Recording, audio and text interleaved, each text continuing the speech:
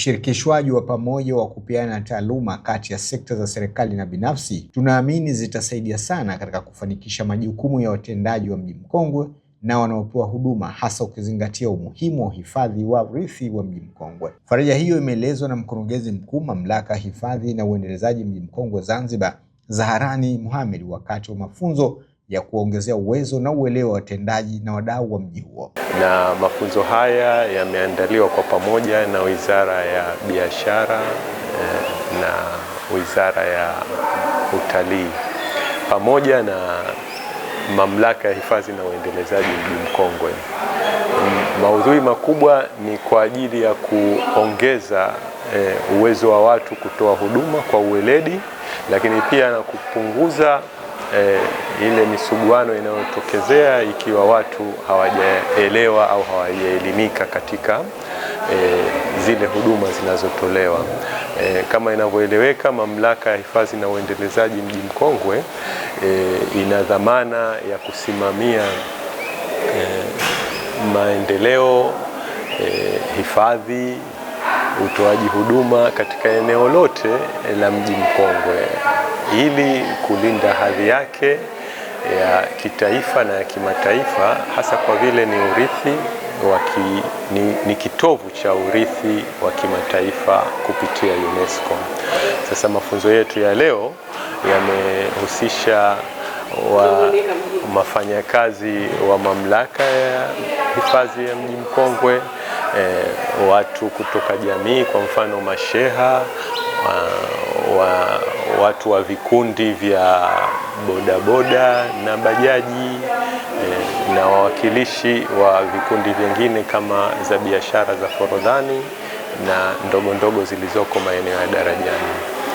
Tunatarajia kwamba mafunzo haya yataleta ufanisi mkubwa katika utoaji huduma na uelewa kwa wale ambao wanapokea huduma hizi kupitia Mamlaka ya Hifadhi na Uendelezaji Mji Mkongwe. Thabit Masheko Ali kutoka Wizara ya Biashara na Viwanda ndiyo mkufunzi wa mafunzo hayo. Amesema mafunzo hayo ambayo yana mahusiano na washirika kutoka Japani kupitia falsafa ya Kaizen yanatoa fursa ya kupiga hatua ya maendeleo kupitia rasilimali tulizonazo. Falsafa Kaizen kwa ufupi tu inamaanisha kwamba ni uimarishaji endelevu au uboreshaji endelevu, ikimaanisha kwamba tunaweza kutumia rasilimali chache tulizonazo kwa ajili ya kuboresha shughuli zetu za kila siku bila ya kutegemea msaada au kutegemea fedha kutoka kwa watu wengine.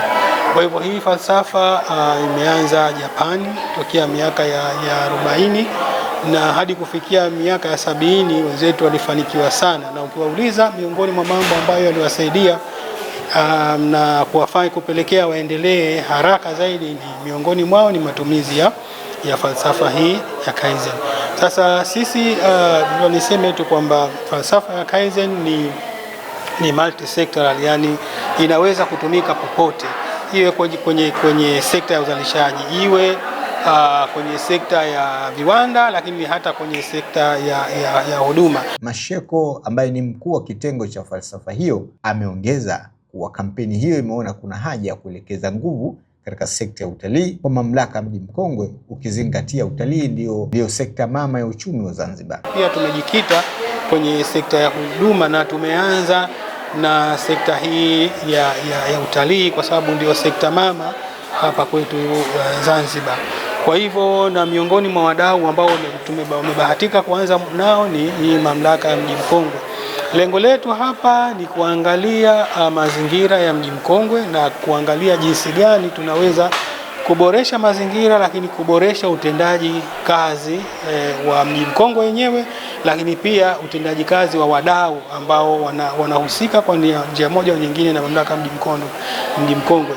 Wadau hao ikiwemo ni wafanyabiashara, tumeona hapa Forodhani Park wanafanya biashara, lakini pia tunaangalia wadau wengine, kwa mfano wa mabodaboda au watu wengine ambao wanaendesha taksi na wengine, lakini pia na wananchi kwa kawaida ambao makazi yao yako ndani ya huu Mji Mkongwe. Baadhi ya watendaji na wadau walioshiriki mafunzo hayo walikuwa na haya. Kwa upande wangu kwenye masuala ya construction walitaka kufahamu, yani wametupa mafunzo katika masuala ya construction pia walitaka kujua the way tunavyo ujenga, yani tunavyoendeleza mji wetu katika masuala mazima ya construction, kwenye masuala ya mfano kwenye utoaji wa vibali, the way tunavyotoa vibali vya matengenezo tunatoaje, yani the way tunavyosimamia ujenzi wetu, the way tunavyofanya site visiting katika majengo yetu, yani katika part of construction. Kwa hiyo mafunzo ambayo yamekuja leo yametusaidia sana, na sisi tumepata mwamko ambao tutahamasisha wenzetu namna gani tuweze kuimprove kutokana na maisha ambayo yalivyo. Unaweza ukajiona kwamba uko maskini, lakini kutokana na mafunzo ya leo tunajiona kwamba ni matajiri.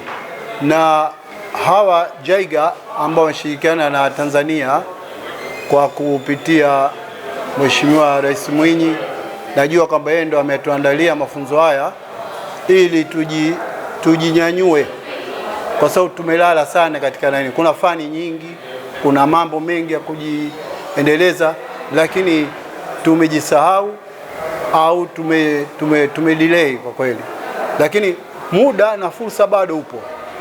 Kama tutapata mafunzo haya kila mwezi au kila mwaka, kwa kweli yatatunyanyua sana kimaisha na kimaendeleo. Falsafa ya Kaizen kutoka Japani kupitia shirika la maendeleo ya JECA imewahi kuwasilisha falsafa hiyo kwa Wizara ya Utalii na Mambo ya Kale mwanzoni mwa mwaka huu. Mafunzo hayo yamefanyika katika ofisi za Mamlaka ya Hifadhi na Uendelezaji Mji Mkongwe Forodhani Zanzibar. Imewashirikisha watendaji wa Mji Mkongwe, wafanya biashara bustani ya Forodhani, waendesha bodaboda, hususan wanaotumia Mji Mkongwe.